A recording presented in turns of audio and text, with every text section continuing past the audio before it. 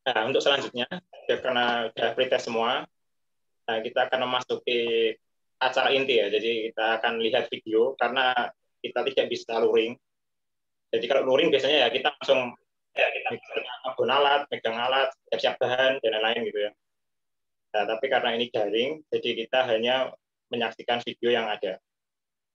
Mungkin untuk selanjutnya bisa di share screen entah untuk videonya.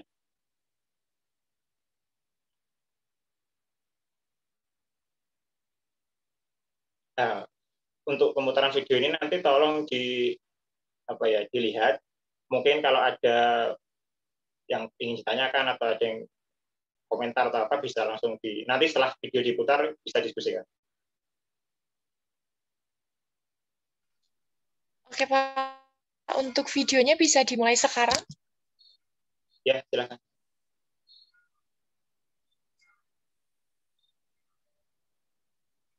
Halo, untuk videonya bisa dimulai sekarang atau? Iya, bisa silakan.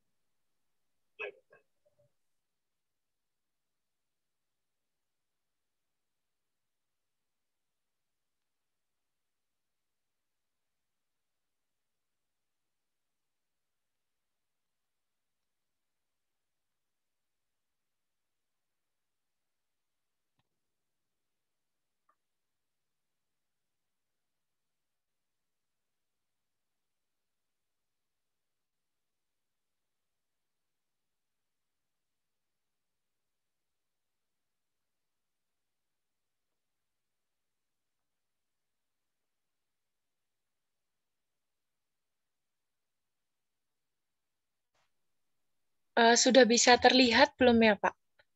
Sudah. Oke.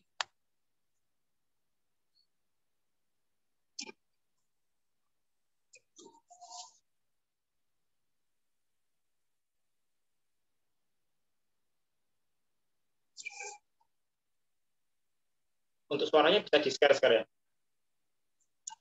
Gimana Kak? Gimana Pak? Untuk suaranya. Suara video. Oh, nggak kedengaran Kak? Ya, mungkin jadi pas di-share screen tadi bisa milih untuk di kanan, di kiri bawah itu ada share sound. Ada share apa Pak? Share sound, suara. Jadi dicentang share suaranya.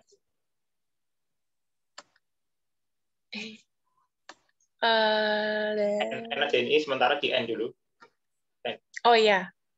Coba ya Pak ya. Laboratorium PPTK 2 jurusan Teknik Kimia Fakultas Teknik Industri UPN Veteran Yogyakarta. Laboratorium PPTK 2 melayani praktikum kimia fisika yang dilaksanakan pada semester gasal dan praktikum kimia organik pada semester genap. Dalam masa pandemi COVID-19, kuliah dan praktikum pada semester genap tahun ajaran 2020-2021 akan dilaksanakan secara daring. Oleh karena itu, video ini dibuat dengan harapan supaya dapat menjadi penuntun dan sekaligus memperlancar jalannya praktikum bagi mahasiswa. Praktikum kimia organik dengan kode mata kuliah 12100091 merupakan salah satu mata kuliah wajib yang harus ditempuh oleh setiap mahasiswa program studi teknik kimia pada semester kedua.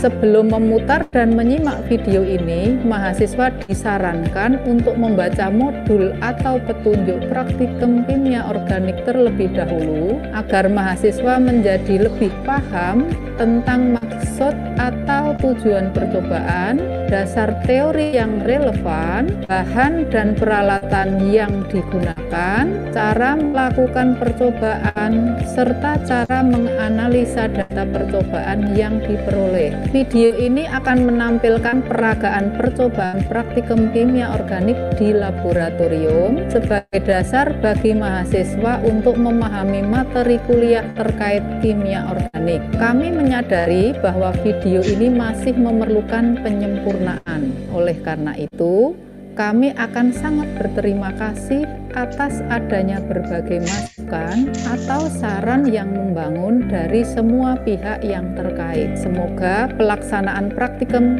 kimia organik dapat berjalan lancar dan memenuhi harapan kita semua. Selamat menempuh praktikum kimia organik secara daring.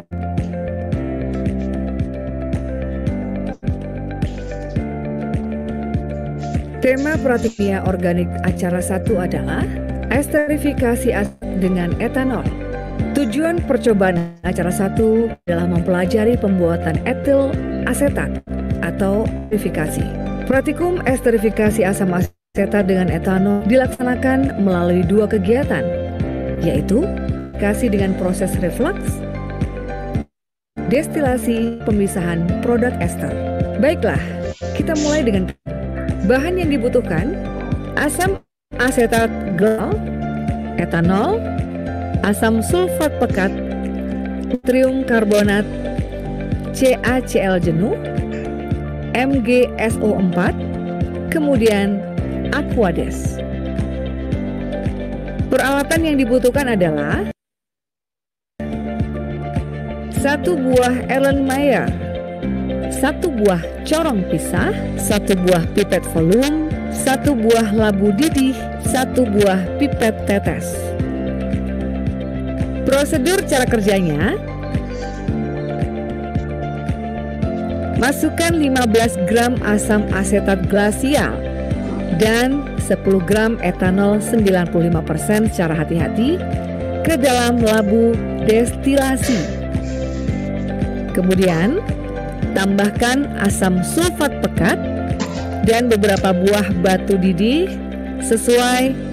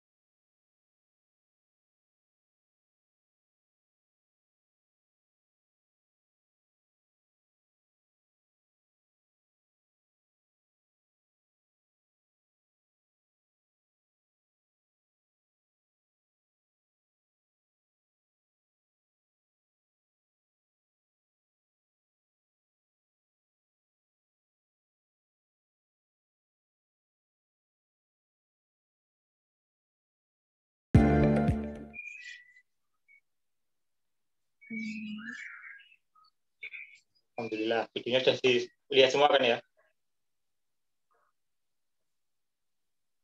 Iya, lihat Pak. Mana nih yang lainnya kok belum on cam ini?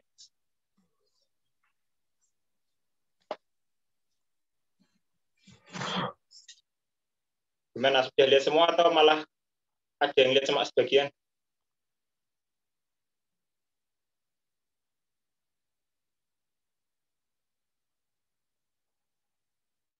Gimana? Sudah dilihat semua tadi? Sudah menyimak videonya tadi?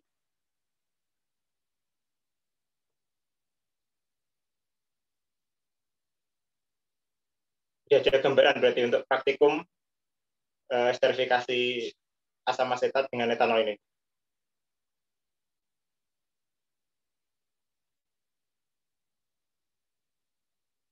Ya, gimana? Ada respon mungkin dari video tadi?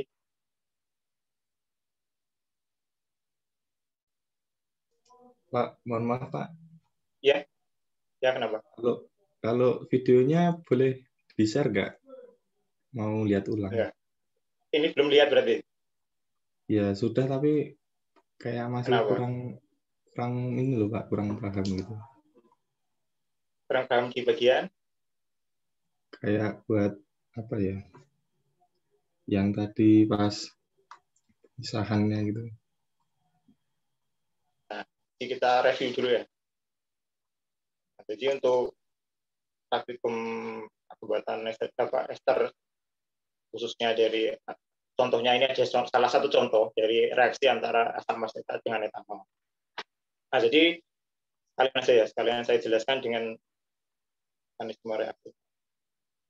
Nanti ini juga minta tolong dimasukkan ke laporan. Jadi laporan tidak hanya membahas hasil atau data yang diberikan nanti, tapi juga karena ini daring, berarti kalian haruslah paham dasarnya.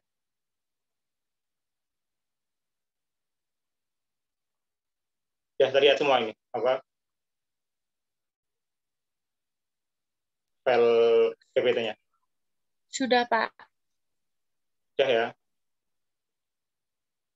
Nah, jadi yang kita lakukan hari ini adalah esterifikasi asam asetat dengan etanol. Nah, apa sih reaksi asam asetat itu? Jadi di sini adalah reaksi antara asam karboksilat dengan ester dengan adanya katalis ya. Nah, di sini asam karboksilatnya apa? Tadi kan di berita sudah ditanyakan Bu Widayati atau Mbak Genta ya. Nah, jadi asam karboksilatnya itu apa?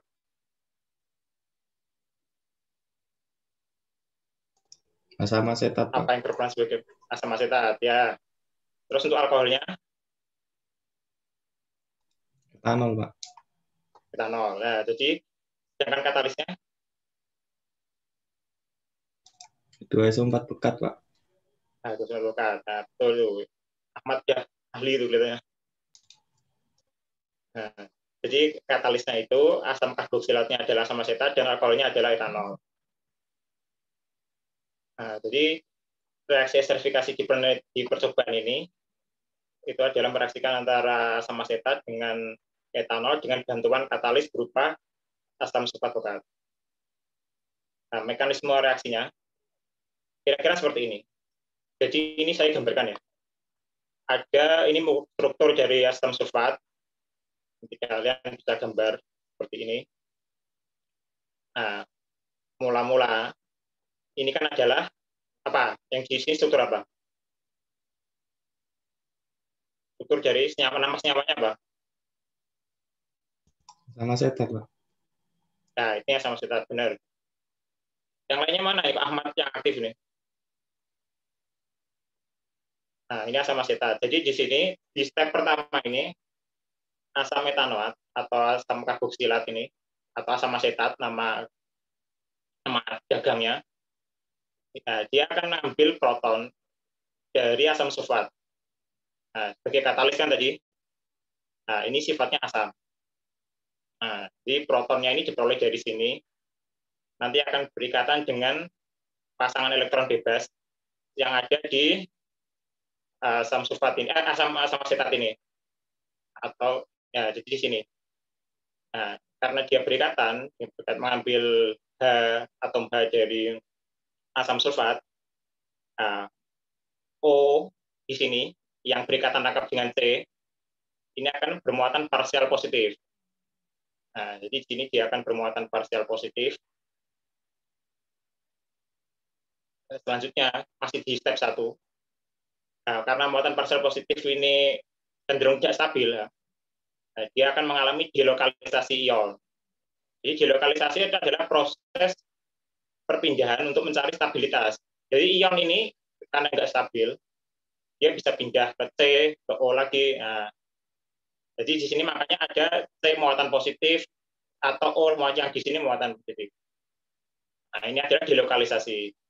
Nah, mungkin ini juga terjadi pada benzen. Mungkin kalau kalian dulu di SMA pernah belajar atau diajarkan kimia, mungkin kan sudah sering dengar nama benzen ya.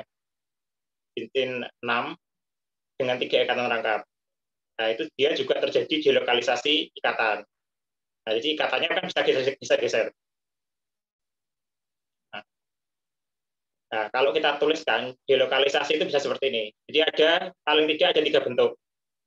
Ini bentuk dari asam asetat setelah mengalami delokalisasi ion tadi. Nah, 3 struktur ini mana yang mungkin? Mungkin ada yang bertanya juga. Dari 3 struktur ini mana yang benar? 3-tiganya benar.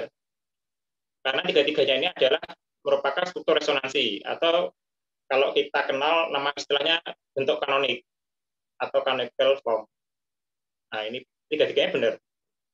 Nah, tapi mana yang lebih dipilih atau lebih prefer untuk reaksi? Nah, itu nanti tergantung laju reaksinya, tergantung jenis katalis dan lain-lain masih banyak. Nah, jadi 3 bentuk ini umum. Dan nanti ketika dibuat laporan, tolong dibuktikan ya, di mana letak pasangan elektron bebasnya, mana yang bermuatan parsial positif, mana yang bermuatan parsial negatif. Nah, dibuktikan. Nah, dengan step kedua, nah itu baru masuk, ini apa? Struktur apa?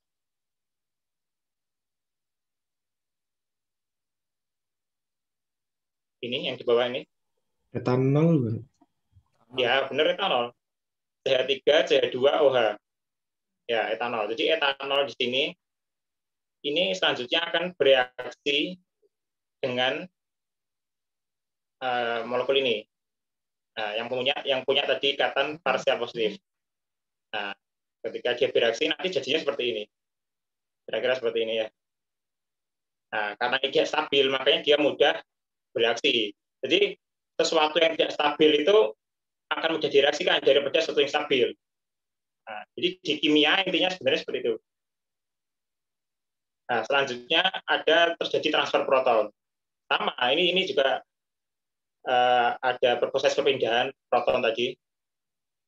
Nah, terus selanjutnya ada step 4 itu adalah pelepasan molekul air. Jadi kenapa tadi Bu Widayati ataupun mungkin Genta menanyakan, ketika pada proses esterifikasi itu hasilnya apa? Selain ester, hasilnya adalah air. Nah, air itu ceritanya dari sini. Nah, molekul air inilah yang akan lepas, jadi H2O ini ya. Nah, ini H2O. Nah, tapi setelah lepas molekul air, ini masih belum stabil. Karena ini bermuatan parsial positif. C-nya bermuatan parsial positif. C di sini punya berapa ikatan?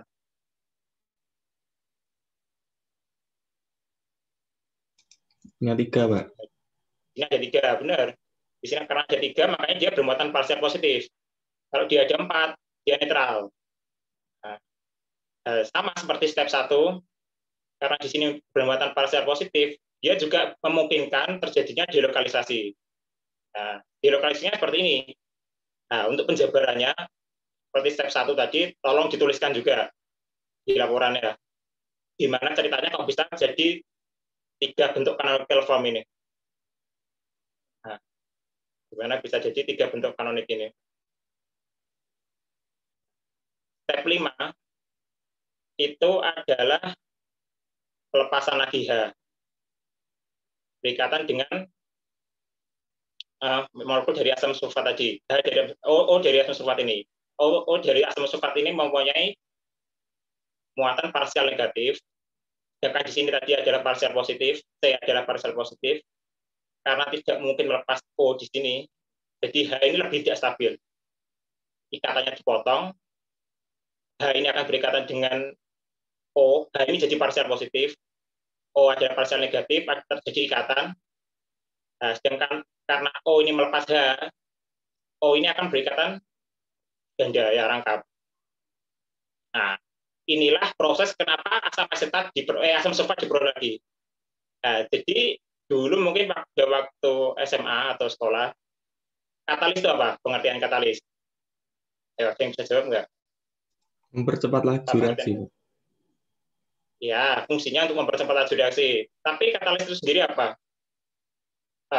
Arti atau gunanya dia apa? Ketika pada saat reaksi dia ngapain? Menurunkan energi aktivasi. Ya, itu fungsinya. Fungsinya menurunkan energi aktivasi. Ada yang lain lagi?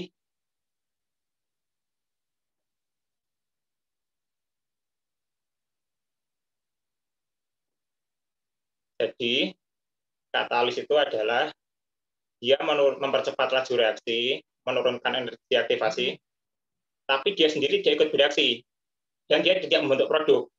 Makanya, kenapa di akhir reaksi kita peroleh katalis lagi. Jadi, sebenarnya katalis itu, jadi kalau kalian belajar katalis apapun, katalis itu harus selalu diperoleh lagi. Karena kalau katalis bereaksi, berarti dia bukan katalis. Karena dia reaktan nanti jadinya. Nah, jadi katalis itu harus diingat, sesuatu yang istilahnya mempercepat atau menurunkan energi aktivasi, tapi dia sendiri dia ikut bereaksi. Dan bisa diperoleh di hasil akhir reaksi. Nah, jadi itu adalah pengertian katalis. Kenapa di sini diperoleh katalis lagi? Kalau katalis ini bereaksi dengan etanol atau dengan asam asetat, berarti sulfat ini adalah pereakan. Nah, jadi seperti itu ya.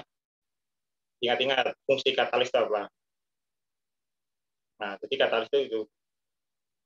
Nah, sedangkan ini adalah bahasan singkatnya, tapi nanti kalian harus membahas lebih detail ketika di laporan.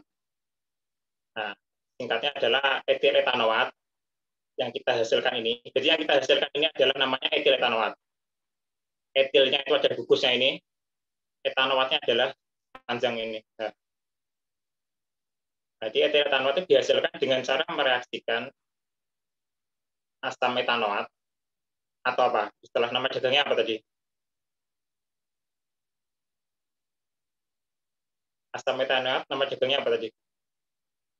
Asam asetat. Asam asetat, ya. Jadi asam metanoat itu adalah nama IUPAC. Nama menurut aturan internasional adalah asam metanoat. Sedangkan untuk nama dagangnya itu adalah asam asetat.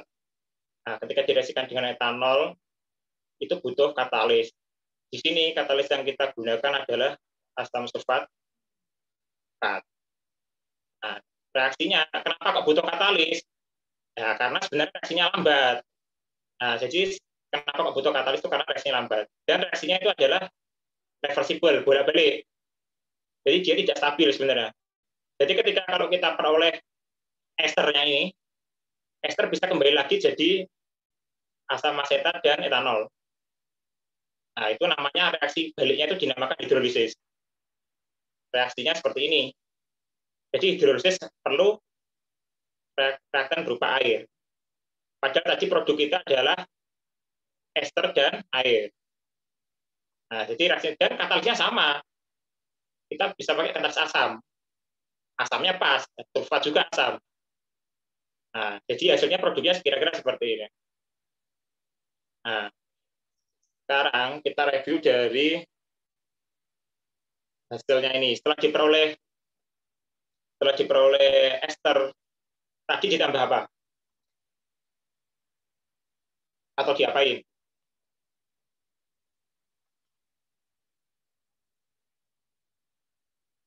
Setelah reaksi selesai, ini kan reaksi selesai ya. Jadi ester plus air. Terus setelah itu diapakan?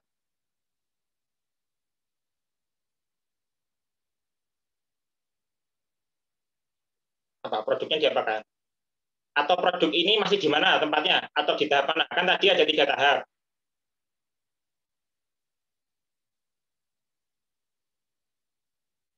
Dimurnikan bukan, Pak?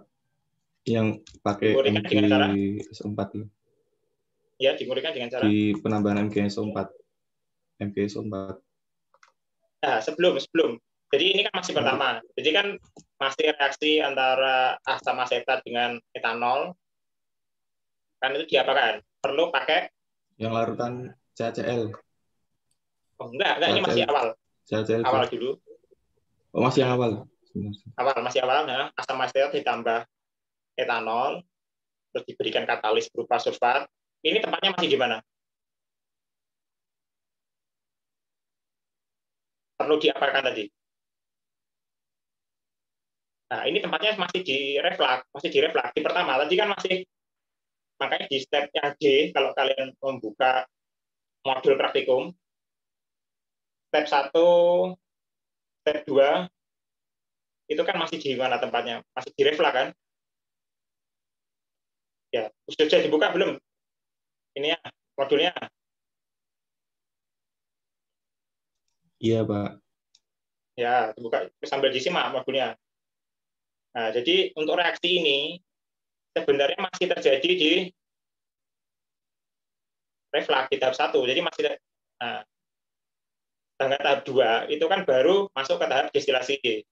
Dan tahap 3 tadi adalah pemurnian atau purifikasi.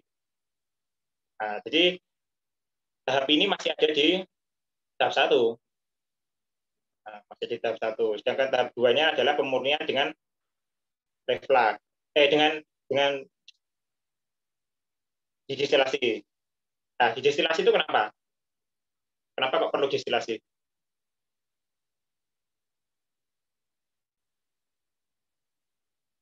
Perlu ambil apanya dari destilasi?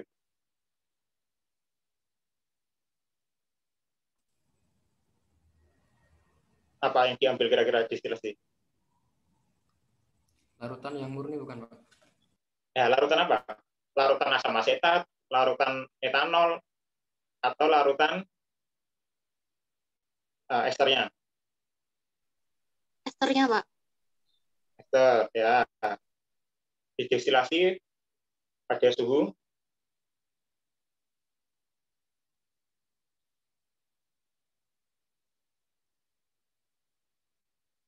70 derajat, Pak. 70, Pak. 70 ya. Oke. 10 derajat. Nah, nanti di laporan tolong dimasukkan MSDS. Tahu MSDS ya? Material Safety Data Sheet.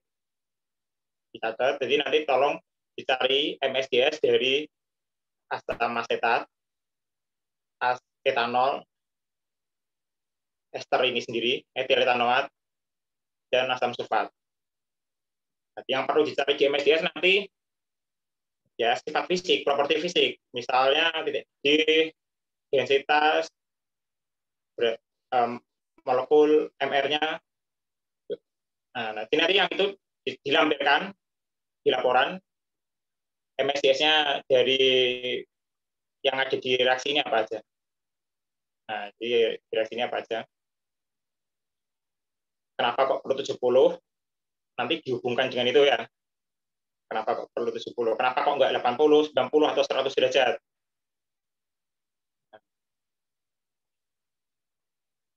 Terus selanjutnya setelah didestilasi dapat esternya.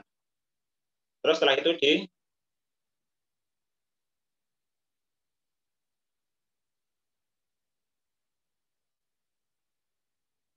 diapakan setelah dapat esternya?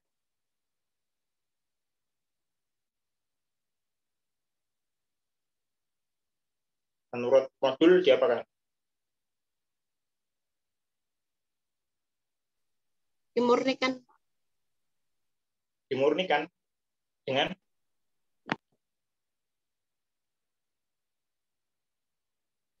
MgSO4. Dengan MgSO4. Sebelum MgSO4. Natrium karbonat. Nah, natrium karbonat fungsinya untuk mengecek pH. Mengecek pH. Nah, jadi di video tadi pH itu dicek ketika kalian setelah destilasi kan ya. Nanti setelah destilasi tadi kan harapannya dapat etiletanoat atau esternya ini. Nah, esternya ini ketika dicek, kira-kira pH-nya termasuk basa, netral, atau asam?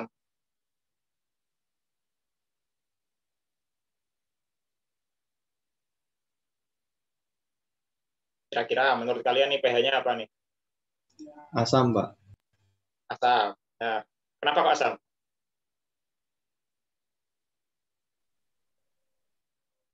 Ada penjelasannya nggak kok bisa asam misalnya? Nggak apa-apa, Karena pakai bilang aja. H2SO4, Pak. Nah, Karena benar pakai juga. H2SO4. Ya, benar. Jadi karena kita pakai sulfat, asam sulfat, jadi sedikit atau banyak produk kita pasti juga bersifat asam.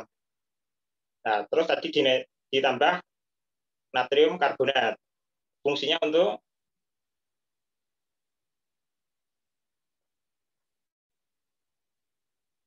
Menetralkan, Pak. menetralkan. Kira-kira ketika ditambah natrium karbonat, dia reaksi nggak?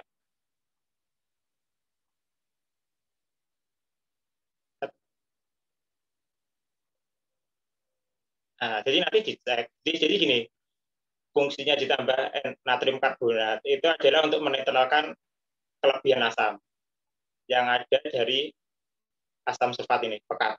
Kan yang kita pakai pekat ya.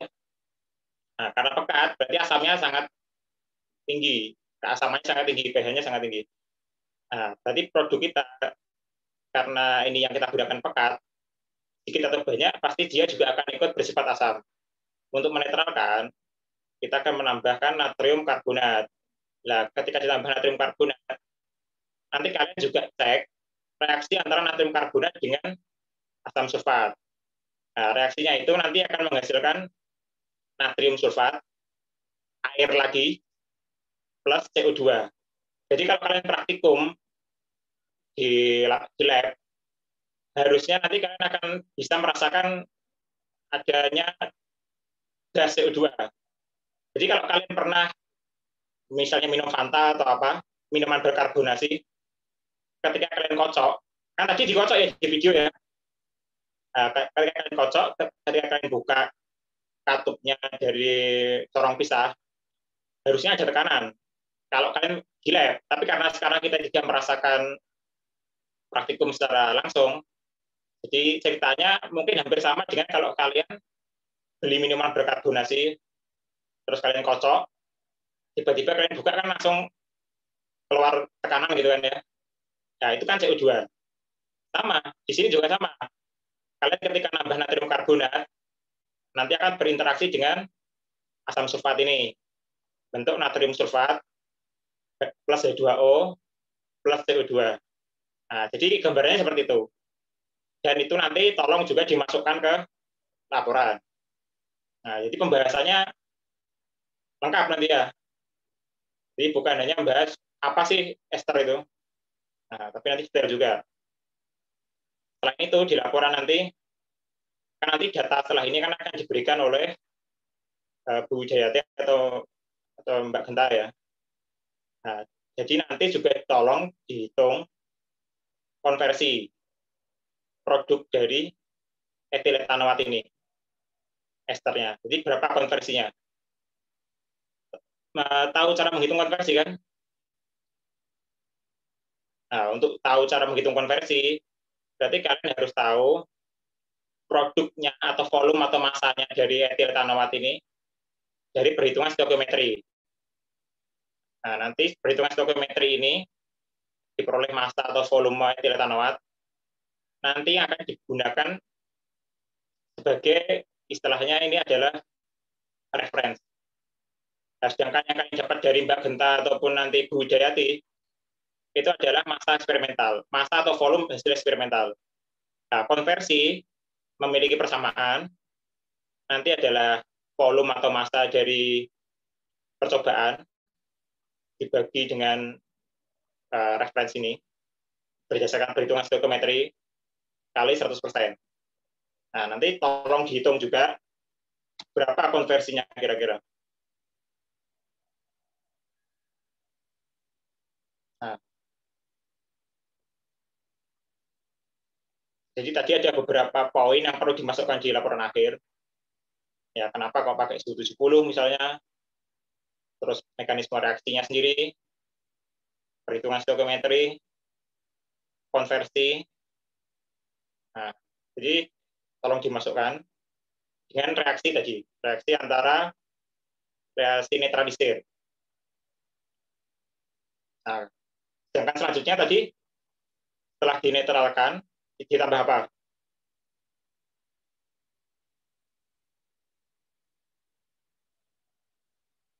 Setelah dinetralkan di prosedur atau di panduan CaCl2, Pak.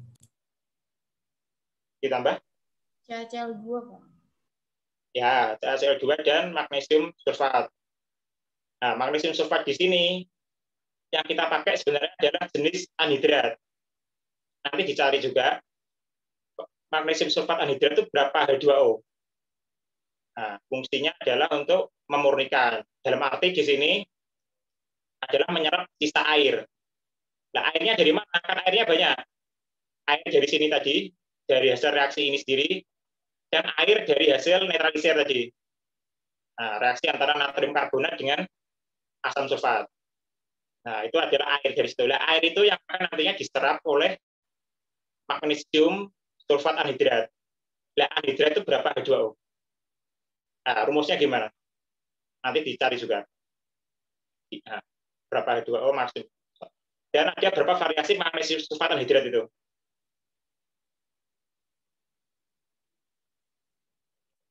Nah, terus ada pertanyaan selanjutnya. Apakah untuk pembuatan ester itu katalisnya harus atau bisa itu hanya bisa pakai asam sulfat? Nah, asam sulfat ini termasuk katalis apa? Mungkin kalian sudah pernah belajar, asam sulfat termasuk katalis apa?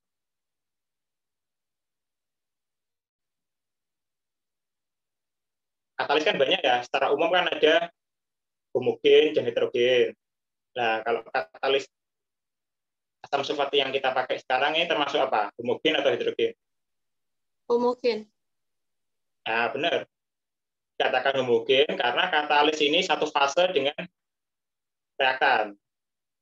Nah, jadi katalis ini kan sama-sama cair ya. H2SO4 cair, asam asetat cair, etanol cair. Nah, karena sama-sama cair, berarti katalis yang kita pakai sekarang ini adalah katalis yang jenisnya homogen. Nah, ya pertanyaan selanjutnya adalah apakah katalis heterogen tidak bisa digunakan untuk pembuatan ester? Nah, jadi nanti tolong dimasukkan gambarannya aja, nggak perlu detail.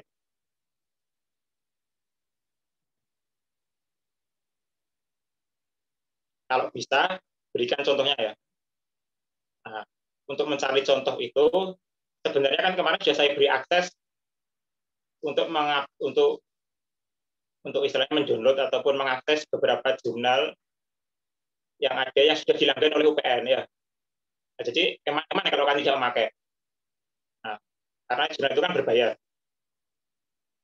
Nah, di situ ada semua. Kalau kalian cari nanti ada semua. Katalisnya mungkin hidrogennya apa atau katalis homogennya apa.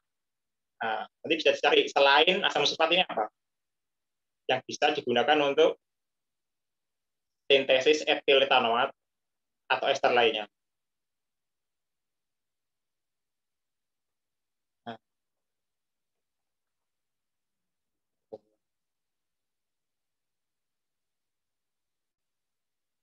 Nah, sedangkan ini ada reaksi balik yang tadi sudah dijelaskan ya. Jadi reaksi baliknya juga sama karena kita pakai asam. Nah, inilah yang menyebabkan kenapa produk kita itu harus sesegera mungkin dipisahkan dari campuran ini.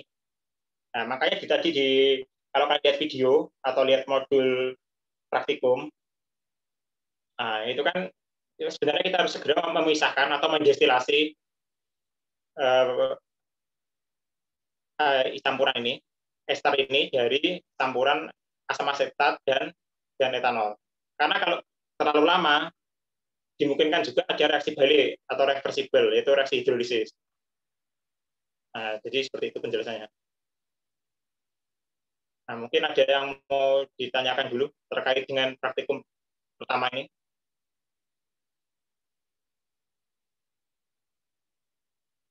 atau ada yang dibingungkan dari video tadi?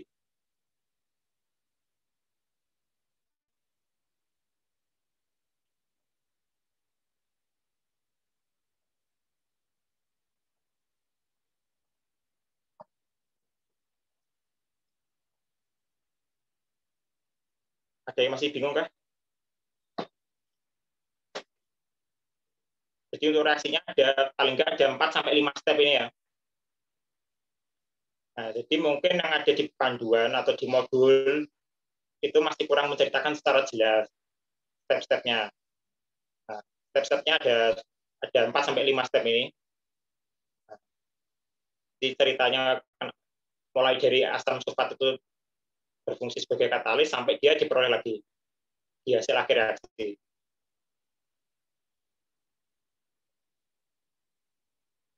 Nah, mungkin ada yang masih mau ditanyakan lagi terkait video. Untuk video nanti coba saya share ya.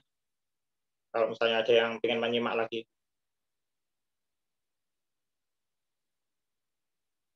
Nah, untuk video tadi sebenarnya juga masih ada kekurangan ya. Misalnya contohnya pendingin. Pendingin yang dipakai tadi, bentar.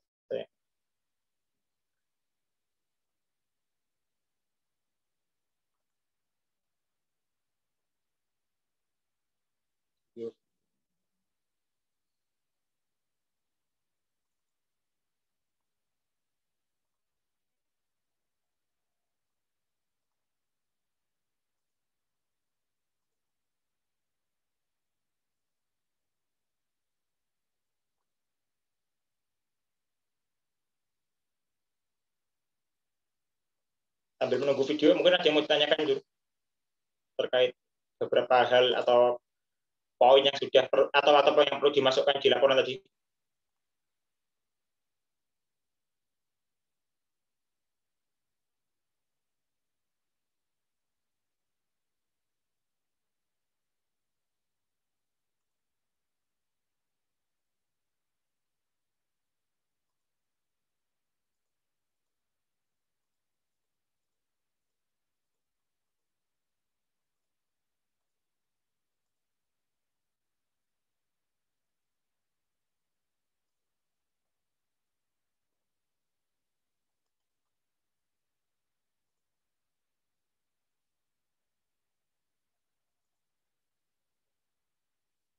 Sudah terlihat ya videonya ya? Nah, kalau kalian lihat, di sini itu kan ada kondensor. Nah, ini sebenarnya bukan kondensor reflux. Nah, ini adalah kondensor Liebig. Tipenya Liebig. Reflux itu nanti bentuknya seperti bola. Jadi ada beberapa bola ke atas. Nah, itu nanti ke atas itu bolanya. Ada ya tergantung panjangnya. Ada isinya 4 bola, 6 bola, 8 bola. Nah, dan seterusnya ya. Nah, yang kalau tipe lurus ini itu namanya Liebig. Nah, tapi ya nggak apa-apa. Ini kan untuk praktikum aja gambaran. Nah, tapi nanti yang disebut reflux itu bukan ini ya. Nah, ini masih kurang tepat. Nah, jadi nanti untuk reflux gambarnya mungkin saya share di grup. Gambarnya reflux, kondensor reflux itu seperti apa sih? Jadi biar kalian juga ada gambaran kondensor reflux yang benar itu seperti apa. Mungkin ada pertanyaan lagi dari sebelum dibagikan data praktikum nanti.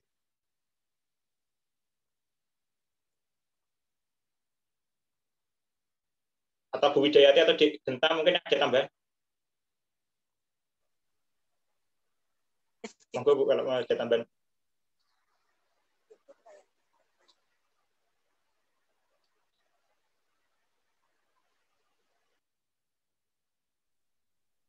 Belum Pak. Mungkin itu tadi yang dimaksud konversi itu yield itu bukan ya Pak? Nah, pertanyaan bagus. Jadi konversi dengan yield itu adalah hal yang berbeda. Kalau yield itu nanti adalah bersumber dari data praktikum ini yang akan diberikan oleh Bu Widayati atau Cik Genta. Tapi konversi ini itu beda dengan yield. Tapi ada sikon atau sikot situasi di mana yield itu sama dengan konversi. Nah, tapi untuk ini berbeda. Karena kita untuk konversinya nanti istilahnya membandingkan antara yield yang diperoleh dari hasil eksperimental ini dengan yield yang diperoleh dari hasil perhitungan stoichiometry. Nah, jadi yield dan konversi adalah sebenarnya berbeda.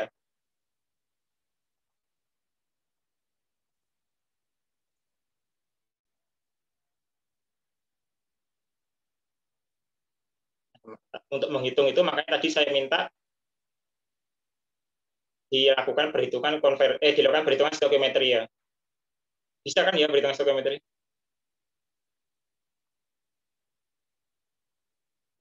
Apa yang sebagai reaktan, mana yang sebagai pembatas, mana yang berlebih ya.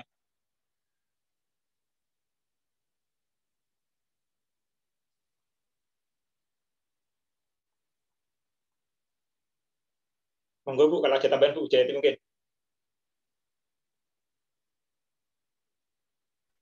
Maksudnya itu yang ada reaksi sisa itu juga, Pak. Reaksi sisa, reaksi mula-mula gitu maksudnya. Yang Ya, benar Bu, itu stoichiometry. Iya, benar Bu. Dari Mula reaksi sisa.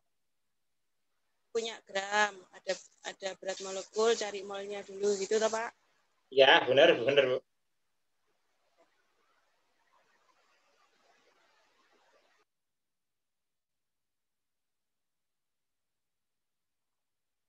Nah, ada lagi mau ditanyakan dari praktikan mungkin?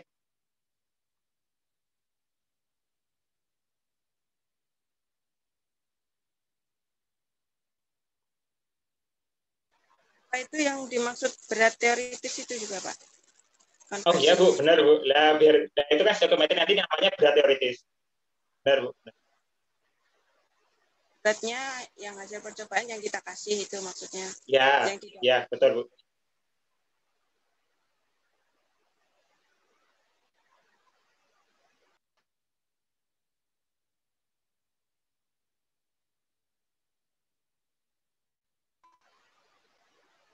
Lu ada yang tanya enggak? Ya, itu mau ada yang tanyakan enggak? Jadi kan sekarang tahu ceritanya kan ya, apa yang dimaksud katalis, reaksi esterifikasi itu seperti apa. Nah, jadi jangan dikira nanti katalis itu juga ikut bereaksi.